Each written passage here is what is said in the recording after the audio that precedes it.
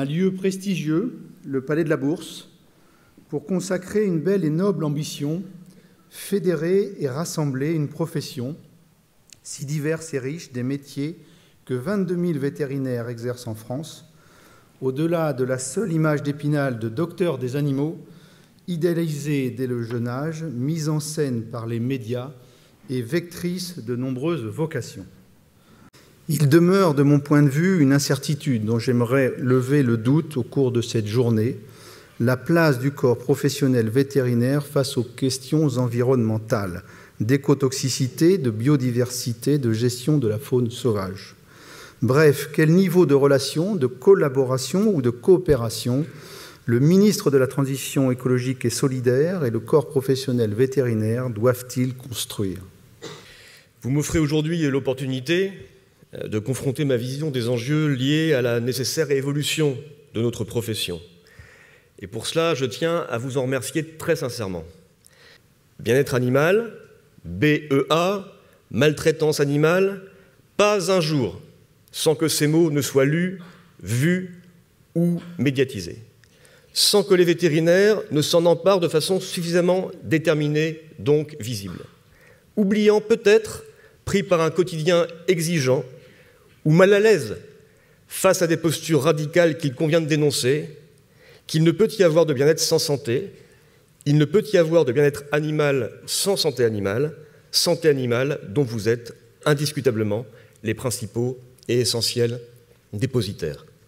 Par leurs compétences et encadrés par une réglementation européenne et nationale, les vétérinaires prescrivent des médicaments en tenant compte de délais d'attente, c'est-à-dire de mise en commercialisation sécuritaire des produits d'origine animale, tout en gardant à l'esprit le double objectif d'apporter les meilleurs soins possibles aux animaux et d'assurer la pérennité économique de l'élevage français. Je pense qu'il va y avoir une révolution extrêmement importante dans les 20 prochaines années, avec un mot-clé qui s'appelle la médecine de précision. Aujourd'hui, le lien entre l'homme et l'animal pour ce qui est l'antibiorésistance, c'est l'environnement.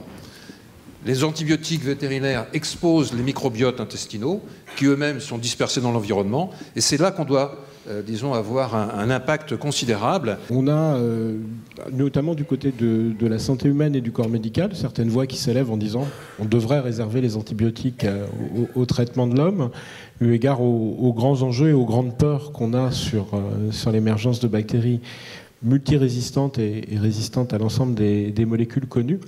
Donc il faut rappeler qu'on a besoin en médecine vétérinaire des antibiotiques pour soigner les animaux malades. Il est certain que nous avons contribué à la réduction de l'utilisation des antibiotiques de façon forte, notamment en faisant la promotion des vaccins, parce que prévenir, c'est mieux que guérir. C'est mieux à la fois en termes d'impact économique pour les éleveurs. On s'est rendu compte également, et il y a de nombreuses études qui le montrent, que la réduction d'utilisation des antibiotiques ne se fait pas au détriment de la productivité. Les animaux bénéficient de protections maintenant qui leur permettent d'exprimer leur potentiel génétique, ceci avec les progrès également du bien-être animal, le respect des normes, qui leur permet d'avoir une carrière finalement plus courte. Le gros souci qu'on a dans les industries, c'est la visibilité réglementaire. C'est-à-dire que développer un médicament, un nouveau médicament, quel qu'il soit, un biologique ou pharmaceutique ou autre, ça prend entre 10 et 15 ans. Le vétérinaire, il est expert, il est acteur référent de la santé animale et du bien-être des animaux. Il l'est déjà maintenant, mais en 2030, il le sera davantage encore. Bien sûr. En 2030, il œuvre effectivement à ce qui nous réunit aujourd'hui, dans un concept d'une seule santé et d'une seule planète, en privilégiant la prévention, la santé publique et environnementale, et dans l'utilisation raisonnée de tous les médicaments vétérinaires. Comment est-ce qu'il travaille en 2030 ? Ce qui a été validé, c'est que les équipes vétérinaires doivent s'ouvrir à devenir pluridisciplinaires et pluriprofessionnels, que d'autres professionnels doivent rejoindre les équipes de vétérinaires pour enrichir effectivement et diversifier les savoirs et les actions, et que pour cela il faut que les entreprises vétérinaires puissent devenir beaucoup plus ouvertes. Sur le sujet du leadership, j'ai un premier message pour vous, mesdames. Les responsabilités à l'ordre, aux syndicats et aux associations sont aussi pour vous. Donc prenez votre place de manière à ce que la représentation de la profession soit aussi à l'image des personnes qui l'exercent partout en France. L'augmentation de la population humaine sur la planète s'est associée avec une augmentation de l'usage des espaces naturels. Et que de ce fait, il y a nécessairement une augmentation des interactions entre humains, animaux domestiques, animaux sauvages qui est survenue. Et c'est ça qui fait le lit d'émergence possible de nouvelles maladies infectieuses. Comment prenez-vous en compte ce fonctionnement complexe des écosystèmes dans lesquels il y a la faune sauvage, qui impacte la santé de la faune domestique, qui impacte la santé humaine? Il est temps de penser aussi le vétérinaire comme sentinelle à l'inverse, comme celui qui va, en étudiant la faune sauvage, comprendre quelles sont les problématiques que nos modes de vie posent à la faune sauvage. Et donc il est sentinelle dans les deux sens. Nous travaillons sur les menaces qui touchent ces animaux et l'une d'entre elles est le trafic de spécimens sauvages protégés. La France n'est pas exempte de ce trafic puisqu'elle est un pays de transit ou un pays de destination. Et nous nous sommes rendus compte qu'il y avait un acteur qui n'était pas présent et qui était le vétérinaire. On forme des jeunes étudiants et ça fait partie de ce qu'ils mettent en fait dans leur vocation, je pense, de protéger la nature en général et les animaux. Dans le domaine vétérinaire et en particulier dans le cadre des inspecteurs de santé publique vétérinaire ou des pouvoirs publics, il y a une notion de bien commun essentiel de santé publique vétérinaire qui est un concept très large qui va de l'animal jusqu'à l'homme en passant par les zoonoses, la sécurité alimentaire, mais qui doit aussi intégrer la dimension environnementale, la dimension très très globale. L'écosystème urbain, c'est un endroit qui pourrait sembler hostile à la présence des animaux par la présence massive de l'homme. Et comme je vous disais, l'urbanisation, ça a représenté une modification qui a été assez radicale, qui a été très rapide de l'environnement. Et donc, face à ça, les animaux n'avaient pas 15 000 solutions. Soit ils devaient partir dans les campagnes, soit, s'ils voulaient rester, il fallait qu'ils s'adaptent et du coup qu'ils fassent l'objet de ce qu'on appelle la sélection naturelle. Cette présence de l'animal en ville, elle est à la fois visible pour certains animaux qui sont souhaités, elle est invisible pour des animaux qu'on oublie, qu'on a perdu en tout cas la trace. Et surtout, l'homme va entretenir un rapport finalement assez idéalisé en fait, à la nature, aux animaux. On fait revenir la nature en ville, on végétalise la ville.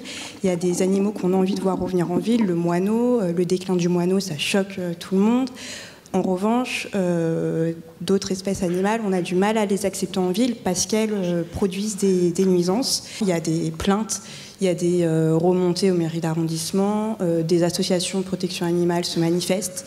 Donc on a affaire à des situations localisées soit de favoriser l'animal en ville, soit à l'inverse, vouloir voir disparaître certaines espèces animales. La création du groupe d'études, du sous-groupe d'études autour de la question animale et société, qui est une première, une nouveauté au Sénat, témoigne quand même d'une attente, au-delà de la profession vétérinaire, de mes collègues sénatrices et sénateurs, d'avoir une réflexion commune qui n'était pas mise en œuvre jusque-là. Elle était, on ne peut pas dire qu'elle était inexistante, elle devait être bricolée au fur et à mesure de l'étude des textes. Bon, voilà, on va essayer de structurer un peu les choses et ça me paraît un progrès. L'important, c'est l'espèce pour le ministère de l'Environnement, effectivement. Et toute la base réglementaire qui va être produite visera à la conservation de la nature dans un vocabulaire ancien. Donc c'est à la fois les espèces et les espaces qui vont porter ces espèces. Donc, moi, ce qui me tient vraiment à cœur, c'est la réconciliation entre l'urbain et le rural. La réconciliation entre l'agriculteur et le consommateur, entre le producteur et le consommateur, le citoyen qui peut être à la fois producteur et consommateur. Parce que je crois vraiment que cette coupure, j'en disais un mot tout à l'heure, mais cette coupure est vraiment très, très forte et que le rôle que vous jouez pour l'accompagnement avec les filières agricoles, et notamment l'accompagnement dans la transition agroécologique, dans la transition vers l'agroécologie, est en tout point essentiel. Parce que oui, je pense vraiment que vous êtes les acteurs de cette transition agroécologique qui est indispensable dans tout le monde agricole, mais bien au-delà. Il me revient l'honneur et la responsabilité de clôturer cette première journée nationale vétérinaire. Cette initiative est la première action concrète issue de la réflexion prospective VetFuture France que nous avons entamée en 2017. Au-delà des congrès de nos divers organismes vétérinaires techniques et politiques, au-delà des journées de l'ordre, il est apparu nécessaire de créer un événement fédérateur des vétérinaires, quel que soit leur domaine d'activité et leur type d'exercice.